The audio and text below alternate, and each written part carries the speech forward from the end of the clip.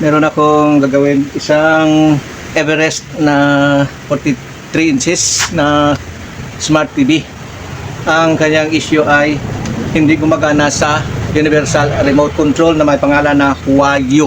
Ang nangyari kasi, nung mahina yung signal ng Smart, ay pinapuntahan nila sa teknisya ng Smart at nireset yung TV at yung remote baka na-reset din. So pagkatapos daw noon ay hindi na gumagana ang remote. Okay, ito ay binigay lang din sa may-ari at wala din siyang operations manual, so walang code, hindi alam yung gagawin.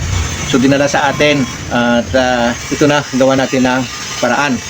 So dito sa video ko, ibabahagi ko sa inyo kung paano ko i-set. So samahan nyo ako at gagawin natin. Ito na mga lods, ang ipapakita ko sa inyo kung paano ko i-set dito. Ang brand pala ito is Huayu. At nung i-research natin ay ito ay pwede naman dito sa Everest na TV. Ito ay meron siyang universal brand na pwedeng magamit sa kung ano na mga TV. Dahil nakasulat naman dito, meron Sharp, Sony, Panasonic, Sanyo, Hitachi, Toshiba, Philips, LG, Samsung, Hisense, at saka Skyward at Changhong. So yan po, pwede siyang gamitin. So dito, walang nakalagay doon sa Everest. Naghanap tayo ng kanyang code kasi nga walang operations manual. Naghanap ako ng code number ng para dyan sa Everest na TV. So dito, dahil wala tayong code number, ang i-apply ko dito is yung automatic. Madalas, yung mag-set tayo ng remote sa TV, mag-pair tayo ng kanyang code number. Ang ginagawa natin ay pindot yung set, pindot yung power, pag ilaw, i-enter natin yung code. Meron naman dyan na press power, tapos hayaang makailaw, itong mag-steady ang ilaw ng pula na set, itong set, mag-ilaw ng pula. Pagkatapos ay pindutin yung volume plus para lumabas yung volume, bitawan, at hintayin ng ilang segundo hanggang mawala itong ilaw ng set para masave yung code number at masave yung program na nagmatch dito sa remote at saka sa TV. So dahil dito, dahil iba ito, kaya ko ibinabahagi kasi iba ito. Ulitin ko, madalas inoon natin yung set button, pinapailaw natin yung pula at pinapasok natin yung 3-digit or 4-digit number para maipasok natin yung code number ng remote at saka TV. So kung minsan ay inoon natin yung set, tapos nag-i-scan tayo sa pamamagitan ng pagpindot ng volume plus hanggang sa lumabas sa TV yung volume at doon na nakamatch yung kanyang code. Ngayon, kaya ko ibinabahagi dahil kakaiba ang steps sa pag-pair ng TV sa pag-search ng kanyang yung code. So, hindi natin alam ang code, wala tayong code list. So, dito ay gagawin natin yung pamamagitan na mula sa aking na-search kung paano ko i-search or i-scan automatically yung ating yung code or paano i-pair ang Smart TV na Everest at saka yung Huayu na remote. Okay?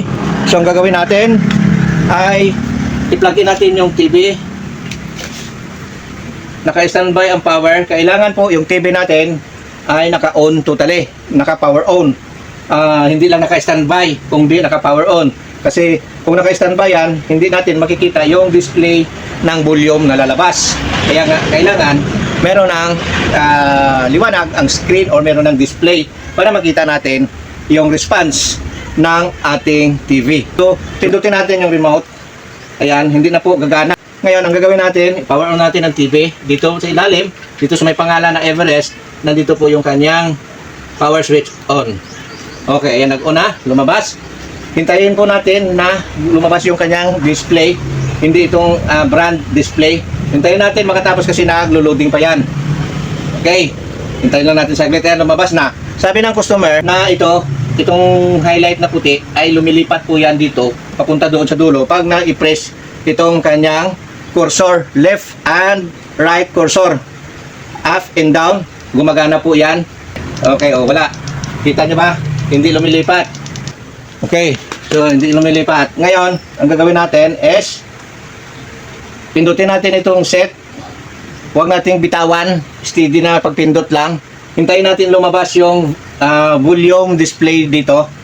Pag lumabas yung volume display, ay bitawan ka agad itong remote, yung set button para po masave yung kanyang code dito or matawag natin malak.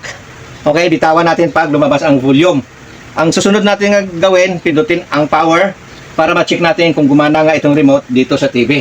Pindutin natin ang cursor na left and right, up and down or left and right para malaman natin na gumana yung ating remote sa TV.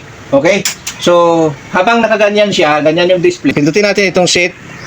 Habang nakatutok doon sa receiver ng TV, pindutin natin siya hanggang sa lumabas ang volume. So, focus tayo doon sa TV. Pindutin natin ang set. Steady lang. Okay, ayan. Hintayin lang natin lumabas. Inaabot ito ng 1 minuto hanggang 5 minuto na lumabas yung volume. Okay, naka-steady lang ako sa set. Ayan o, umiilaw. Kita ba? Ayan, umiilaw o. Kasi nakatutok dapat dito sa kanyang receiver. Okay, so itutok natin. Ayan. Naka-steady lang po yung set. Yung set lang ang pipindutin.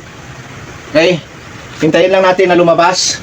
Kung abutin tayo ng 5 minuto, maghintay kayo dyan. Okay, so habang nanonood kayo sa akin, kinukwento ko or nagsasalita ako para hindi naman masabi na picture post itong aking ginawa. Ito po ay video post or video content para po maipakita natin sa inyo na ayun, lumabas ang volume. Huwag na natin tagalin. Pag lumabas yung volume, dapat bitawan ka agad kasi pag hindi natin binitawan, baka lumampas doon sa code ng TV ang masagap ng ating remote. So, ganyan. Pag lumabas, pindutin natin yung power. Nakita nyo na yung bilog kanina, lumabas na. Pwede natin pindutin yung power para mag-off yung TV para malaman natin na gumana ang remote. Or pwede natin pindutin yung volume, lalabas yung volume doon. Okay, pindutin natin ang volume. Ayan o, dagdagan natin. Ayan, naka full 100%. At ito, bawasan natin. Okay, naka 48%. So, i-pull natin. Or ilagay natin sa 90%. Ayan, 90% na siya. So, ibig sabihin po, na ipasok na natin yung code ng TV na ito, ng TV na Everest. So, nag-match na po yung code ng TV at itong remote. Ito yung tinatawag ko na remote code pairing from universal remote to smart TV. So, ayan. So, pindutin na natin ang power off. Ayan. Nag-off na yung TV. Okay? So, nag-off ng TV. Ngayon ito, pindutin natin yung power. Ito. Oh, yan. Oh, di ba? Nag-on, i-off natin para sure tayo. Ayan. Oh, tutok na pa doon sa ilalim. Kasi hindi niya pag may sangga, hindi. So, bababa tayo. Dito, baba tayo. Ayan, hindi kasi makita. So, binaba natin. Ito ibaba natin dito. Ayan, nag-off. So, i-on natin. Ayan. Okay? Oh, ayan, nag-on na. At i-volume natin, pindutin natin yung volume. Ayan oh. 'Di ba? Dagdagan natin yung volume. Bawasan natin yung volume. Ayan, so gumana na. Ayan. So sana po yung ating video ngayon ay makakatulong sa inyo sa inyong mga katanungan na yung TV ay hindi gumagana at mahirap paganahin yung ibang remote doon sa TV. So maraming paraan. Ulitin ko, merong set power intercode number 3 or 4 digit, depende po sa remote. Ito 3 digit kasi nung tatlong pindot ko 1, 2, 3 nag-off na yung kulay red, ibig sabihin 3 digit remote control ito.